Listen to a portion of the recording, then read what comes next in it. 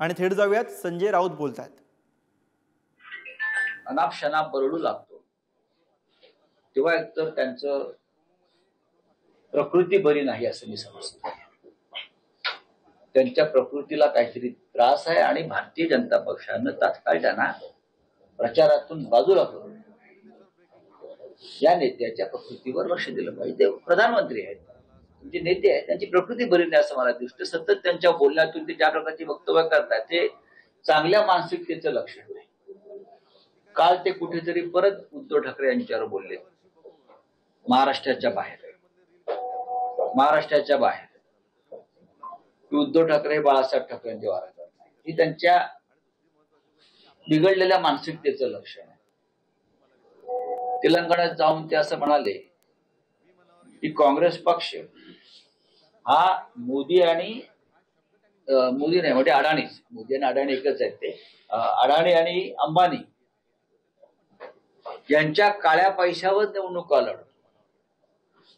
राहुल गांधींना टेम्पो भरभरून काळा पैसा या दोन उद्योगपतीकडून मिळतोय असं कोण म्हणताय? देशाचे प्रधानमंत्री, ज्याने अडाणीला संपूर्ण देश विकत घ्यायला मदत केली, सार्वजनिक उपक्रम विकत घ्यायला मदत केली, उद्योगपतींचं कर्ज 20 लाख कोटीचं यांच्यासाठी माफ केलं. हा सावकारांचा आणि शेट्टींचा पक्ष आहे भाजपा. ते जेव्हा त्यांच्या आर्थिक आश्रयदात्यांवरती हल्ला करू लागले याचा अर्थ ते पराभूत आहे. अडाणी अंबानीवर काल मोदी प्रथम बोलले, नाव प्रथम घेतलं. अत्यंत गंभीर गोष्ट मी ते सांगतो. मोदी देशाचे पंतप्रधान आहेत. या देशातला काळा पैसा मी आणि भ्रष्टाचाराचा पैसा मी नष्ट करेन यांचं वचन. तेच मोदी काल सांगतायत अदानी आणि अंबानी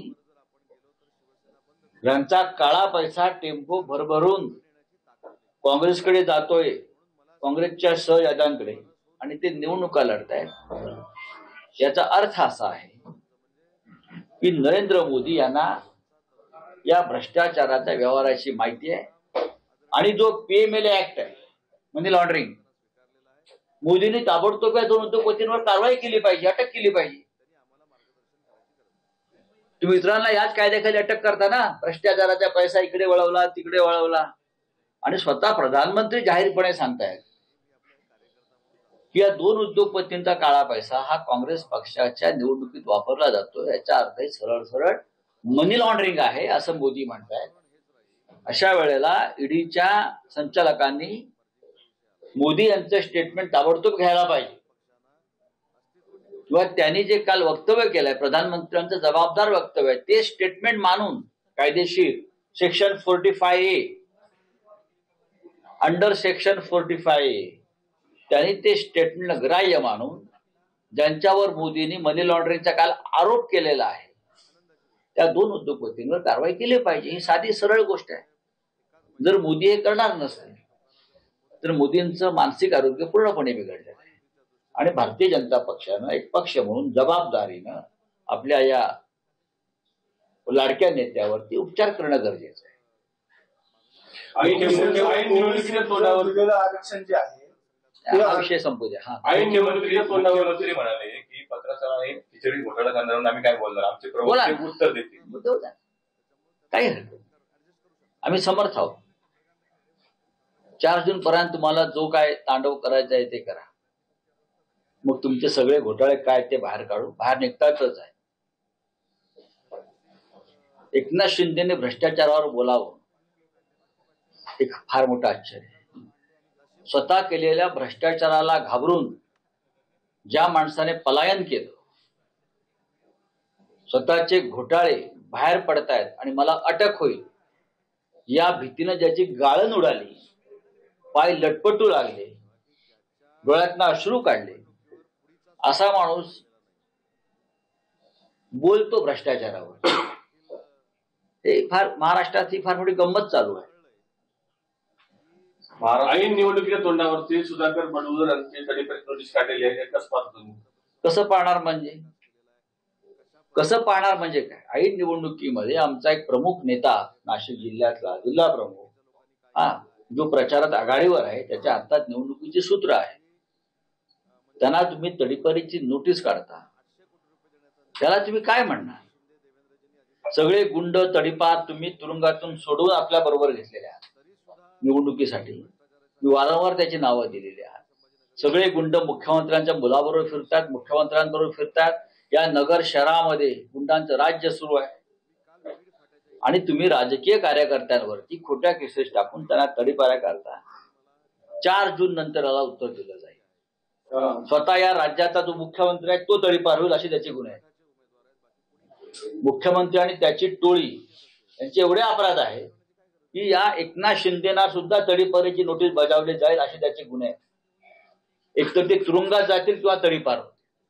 लिहून ठेवा माझं, हे नगरला सांगतोय. ज्या गुन्ह्यासाठी लटपटून ते पळून गेले ईडीला, ती चिडी त्यांच्या मागे लागेल आणि ती तुरुंगात जाईल. त्यांना कोणी वाचवणार नाही. त्यांना वाचवायला मोदी येणार नाही, की अमित शहा येणार नाही, की फडणवीस येणार नाही. त्यांनी तयारी ठेवावी तुरुंगात जायची, त्यांनी आणि त्यांच्या लोकांनी. मुख्यमंत्री म्हणतात की ज्याप्रमाणे महाराष्ट्रामध्ये ऑपरेशन लोटस झालं त्यामुळे आता कर्नाटकमध्ये सुद्धा होणार लोकसभा निवडणूक.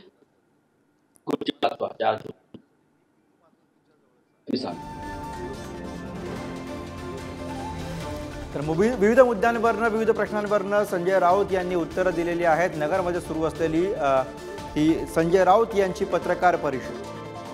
मोदी एकाही सभेमध्ये कामाबद्दल बोलले नाहीत असं म्हणत त्यांनी मोदींवरती टीका केलेली आहे. हम बीजेपी के अर्थी उठाने के लिए तैयार है. झंडे उठाने के बाद छोड़ दीजिए. मोदी जी चुनाव हार गए.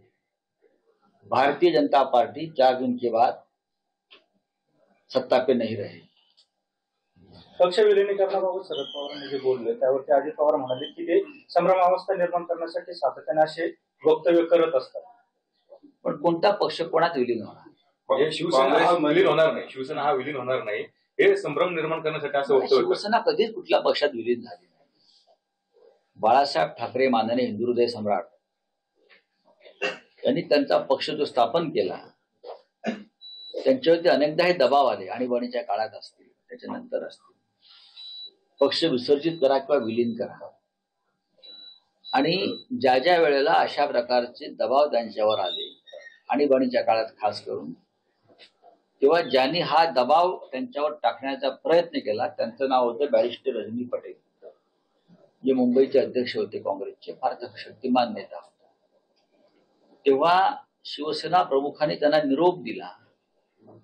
ज्या क्षणी शिवसेना बरखास्त करण्याच्या कागदावर दिल्लीत सही होईल इंदिरा गांधी, त्या क्षणी बॅरिस्टर रजनी